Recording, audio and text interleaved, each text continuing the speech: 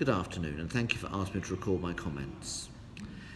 Well, I think everybody was taken aback last week by British Prime Minister Rishi Sunak actually calling for an early general election.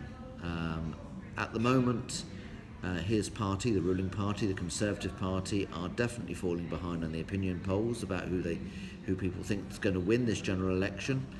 The UK is actually in a state of economic recession. And I think that the ruling Conservative Party is largely held responsible for that because of the mishandling of Brexit, the fact that the UK, which produces and grows very little of its own food and produces very, very little, has actually now got no agreement with the EU, and that has caused the cost of imports to actually escalate enormously. Then there was also the effects of the COVID-19 crisis, which cost the British government billions of pounds to actually keep the country afloat during that time when people could not work for 2 years.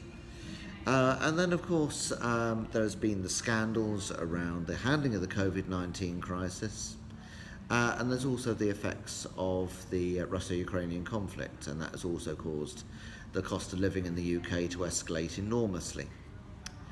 So the Conservative Party have allegedly tried to bring some policies in which should benefit the mass of the British population, but the fact is those haven't actually had chance to work yet. So it was widely thought, particularly by members of his own party, that Rishi Sunak would actually call a general election later in the year when possibly they might stand a little bit more chance of winning. My only thoughts is that possibly it may have been to try and catch the opposition party, the Labour Party, which is the Socialist Party in the UK, may have tried to catch them out, maybe force them into putting together some manifesto that they had not thought they would need to produce quite so early. So that's my only rationale behind that. The fact is that it looks very, very likely that there is going to be a change in ruling party. The Conservative Party, that is the right-wing party in the UK, they have now been in place for 14 years. They are, generally speaking, seen to have failed the British population, and there's been a lot of questions posed also about Rishi Sunak himself, the fact that he's not been elected by the British population. If we remember, there was the scandal associated with Boris Johnson and him holding parties in Downing Street, the address of the British Prime Minister at the height of the COVID-19 crisis, therefore breaking his own laws and then lying about it to Parliament. He had to leave. Then there was Liz Truss, the shortest-lived British Prime Minister of all time, who stayed in place for a mere 44 days before she was ousted by her own party. And then we've got Rishi Sunak, who really is a default Prime Minister.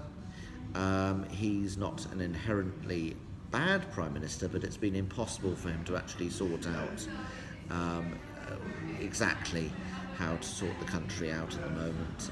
He has been trying very much to bring together the right wing of the party, and the speeches during the Conservative Party conference last year are very much indicative of that. He is now very much trying to appeal to the more elderly voters. The average age of a Conservative supporter is demographically about 55, so he's very much trying to appeal to them by stating about reducing the taxation on retired people on pensions, and also about bringing back national service, that is service in the British military for all people over the age of 18, or possibly making them do some kind of community service in lieu of national service.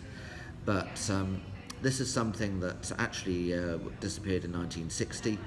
At the moment, we're not really on a post-war footing in the same way, plus there is a severe lack of infrastructure around to actually support young people doing national service. So it's a knee-jerk reaction. He's recognised that really the Conservative voters who will turn out on the day, which is of course a working day, that will turn out on the day are either going to be elderly or they're going to be to the right of the party, and he's trying to make sure that sectors of the British population who have been naturally predisposed towards the more right-wing views actually come out on voting day on 4th of July. So I think that the Labour Party is almost predestined to achieve victory here. Sir Keir Starmer, who is only just left of centre, he very much appeals to those who normally would vote Conservative, or be centrist indeed. He has got a Jewish wife, which means she appeals to the Jewish population of the country. And one of the statements that's always been made about Labour is the fact that they are the party of taxation and they are against business. But he's been making it very much abundantly clear that he's speaking to business leaders, and he now currently has the support of at least 129 major business leaders across all sectors in the UK. He's also tried to step away from the socialist side, or overly left-wing socialist side of his party, which had come to the fore during his predecessor, Jeremy Corbyn, and all those who are currently now Labour MPs, or what they are, Labour MPs or Labour supporters, they are generally to the centre of the party. He's trying to make sure the Labour Party doesn't do what the Conservatives do, which is implode because of disagreements amongst themselves. So, and also we are seeing the fact that the Conservative Party itself has recognised that it's time for a change. As things stand, approximately 80 Conservative MPs, some of whom have been in British politics for decades, have stated that they are not going to continue.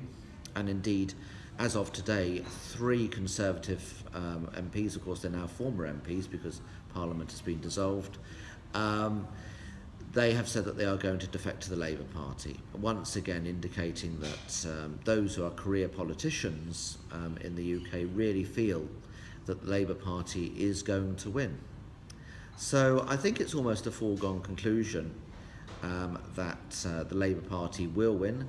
Of course, the extent of the majority is unclear at the moment, and we do not know what areas of the UK are going to benefit. But thankfully, in the UK, we're not like the United States, where election campaigns go on for 1 year.